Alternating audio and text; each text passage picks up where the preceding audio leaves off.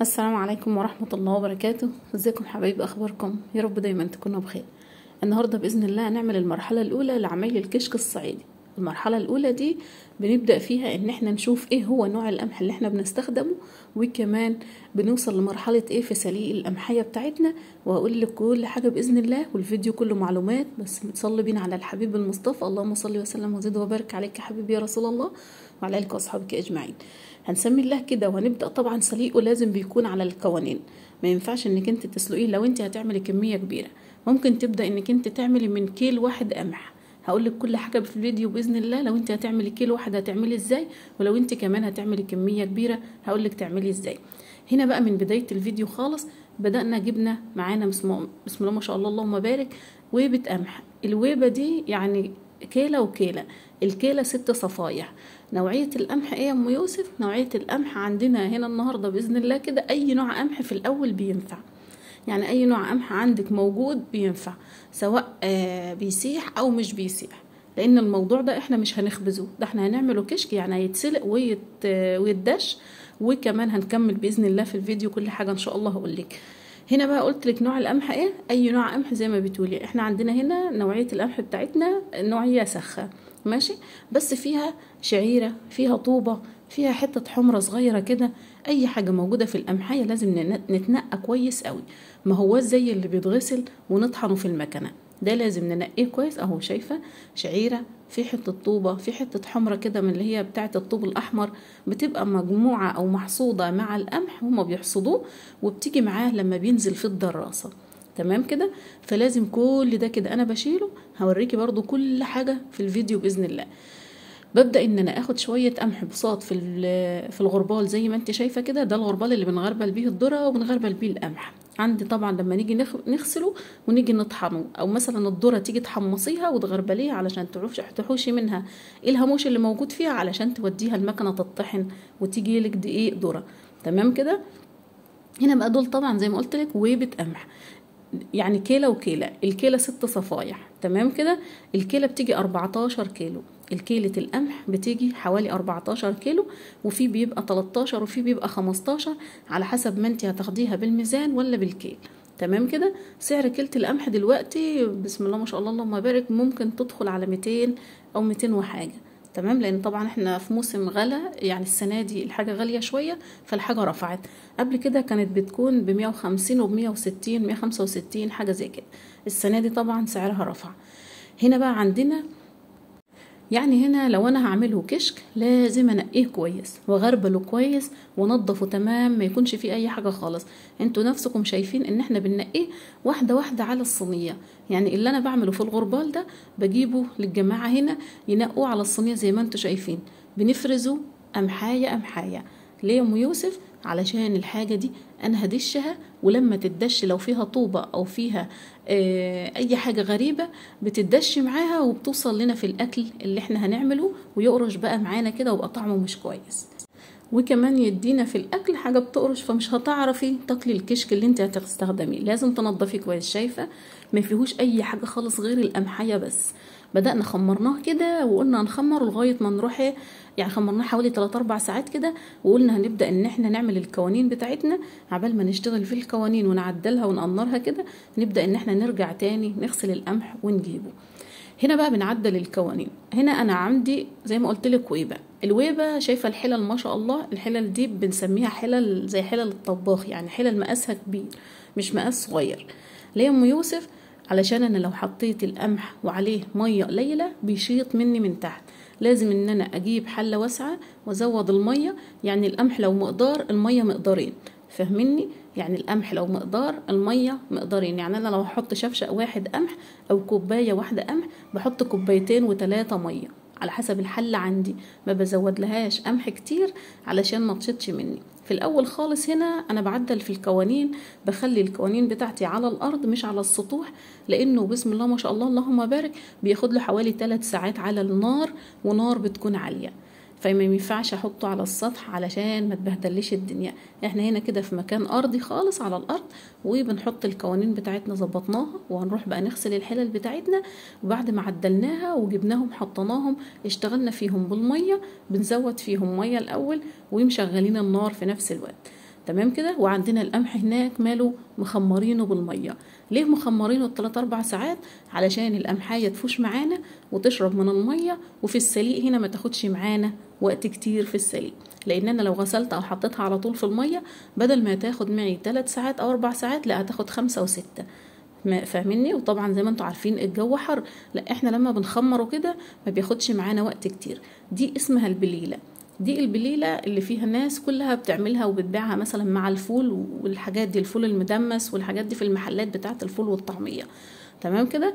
هنا بقى هنرجع نروح نغسل القمح بتاعنا ونجيبه نحطه. احنا زودنا الحلل بتاعتنا المقدار اللي احنا هنعوزه، ولما نحط القمح لو لقينا محتاجين مقدار تاني من الميه هنزود. احنا معانا الحنفيه ومعانا الخرطوم. تمام كده. ومعانا ربنا في الاول باذن الله. هنا بقى بدأت غسلت كل القمح، وكل ما الاقي اي حاجه عايمه هو بسم الله ما شاء الله متنقي مفروز بحيث ان هو ما يكونش فيه اي عكسه خالص او اي حاجه غريبه غير القمحيه بس. تمام كده. يبقى انا قلت لك اي قمحايه بتنفع. ماشي. هقول لك بقى في الفيديو اللي جاي باذن الله من غير مقطع ومن غير شر كميه المش اللي هتحتاجيها قد ايه، لان في ناس بتقول بنستخدم مش وبنستخدم حامض. هنا خلينا في اللي احنا فيه. هنا القمح بتاعنا انا غسلته وبصفيه بالمصفى واجيب على مقدار الحله ما هتقدر تشيل. هنا لقيت الحلتين دول مش هيقدروا يشيلوا الكميه كلها ما شاء الله اللهم بارك، علشان ما يشطش معايا من تحت. طب ونشاط يا ام يوسف بيدي طعم مغير للكشك وما بيبقاش ريحته مظبوطه في الاكل. يعني انت لما بتيجي تخلص الكشك في الاخر وتبلي منه القرنين بتلاقي طعمه مش كويس. الكشك يعني ايه يا ام يوسف للناس الغريبه اللي معانا او الناس اللي داخله مش عارفه يعني ايه كشك؟ الكشك ده اكله من اكلات مصر، يعني المصريين بيعملوها بيخزنوها طول السنه. لازم تتخزن عندنا طول السنه زي الجبنه القديمه كده والحاجات دي والمش القديم. تمام كده. لازم دي اكله لازم تتخزن في مصر هنا. بتتعمل وكنت عامله لكم باذن الله فيديو قبل كده. بتتعمل وبتتخزن. بنعمل لها صومعه او مثلا برميل او مثلا في التلاجة او في الفريزر على حسب كل واحد بيخزنها ليها طريقه شكل. بغسل بنفس الكلام كده، والمصفى اللي بغسلها بصفيها كويس من الميه اللي مش نظيفه واجي احطها على طول هنا، لان دي بليله وممكن ناكل منها والميه بتاعتها لازم تكون نظيفه علشان هناخد طبعا منها. كل سنه وانتم طيبين وناكل.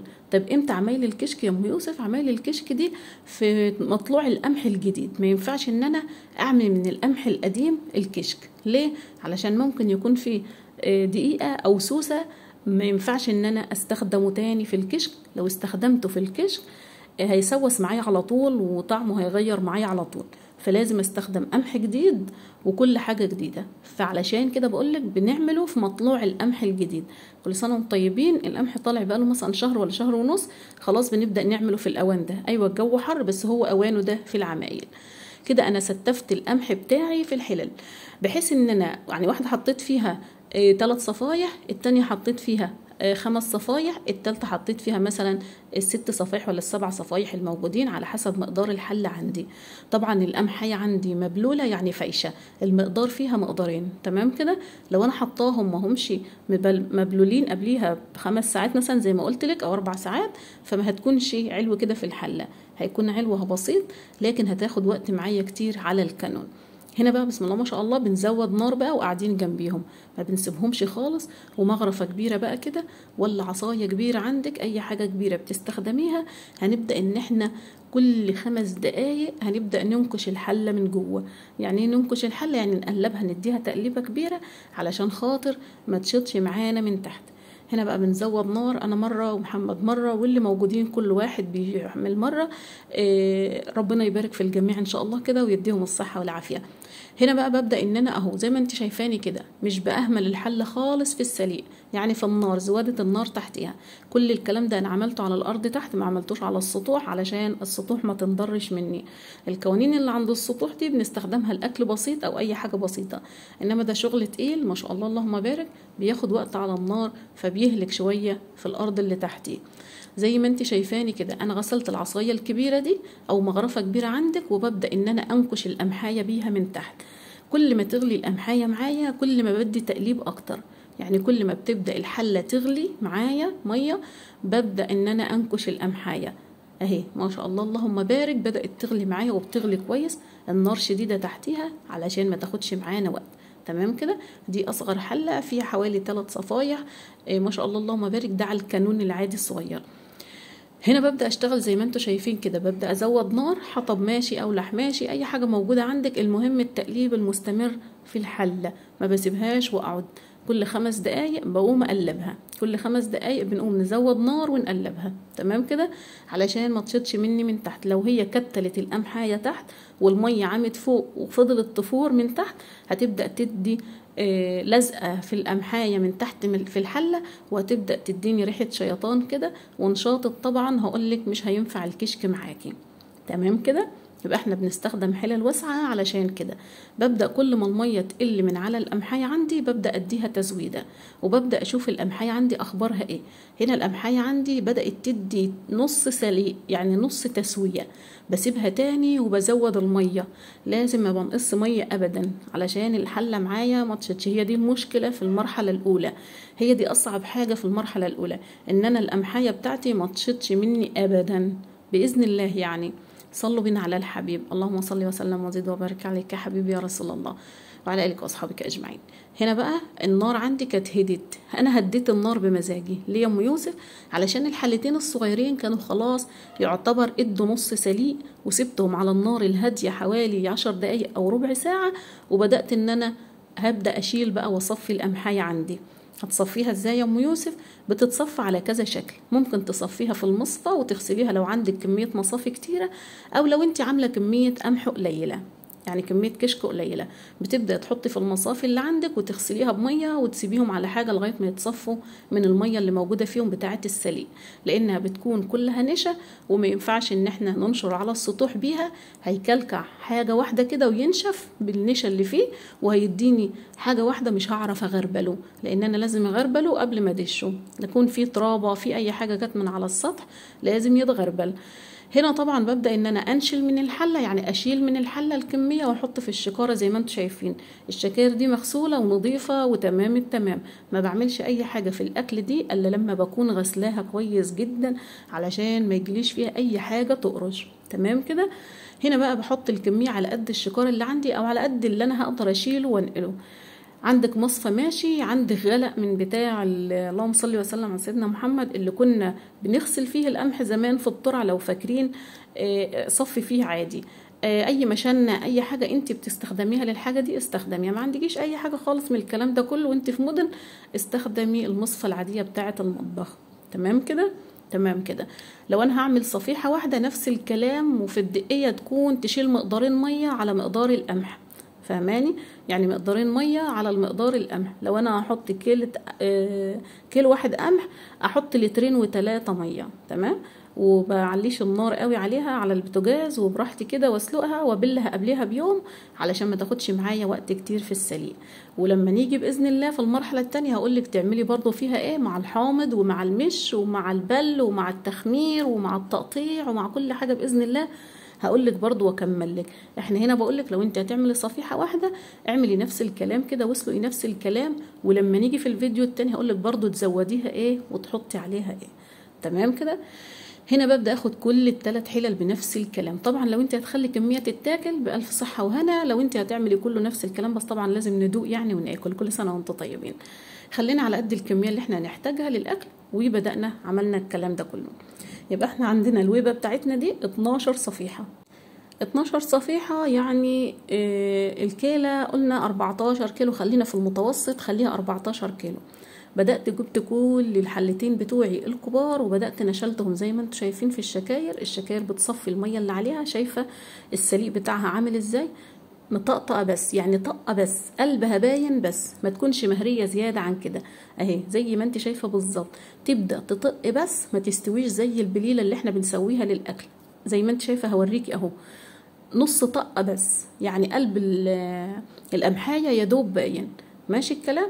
وببدأ اغسلها بمية حلوة قوي علشان اعين منها كل النشا الموجودة، علشان اضمن ان انا لما افرشها فوق السطح ما تكتلش معايا كتلة واحدة، لان طبعا انتوا عارفين لو فيها نشا كتيرة هتدي كتلة واحدة كده مش هعرف احركها تاني غير لما اقعد ادقدق بقى فيها وهنعوز لنا موال كده، فلازم تتغسل علشان تكون معاكي مظبوطة من الاول.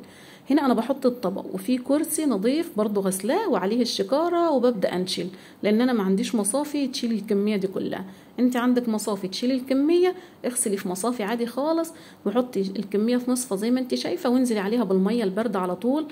هتبدأ تتصفى معاكي وتتغسل، وهوريكي برضه هتعملي ايه بعد ما تصفيها وتغسليها في اخر الفيديو. هنا بقى ببدأ ان انا كل الكمية بتاعتي بدأت نشلتها، كل الشكاير بتاعتي دي زي ما بقولك نظيفة مغسولة ما فيهاش اي حاجة خالص. دي شكاير من بتاعة الاعلاف عندنا، بس طبعا ركنينها نظيفة في مكان نظيف علشان عارفينها ان احنا هنستخدمها في الحاجات دي.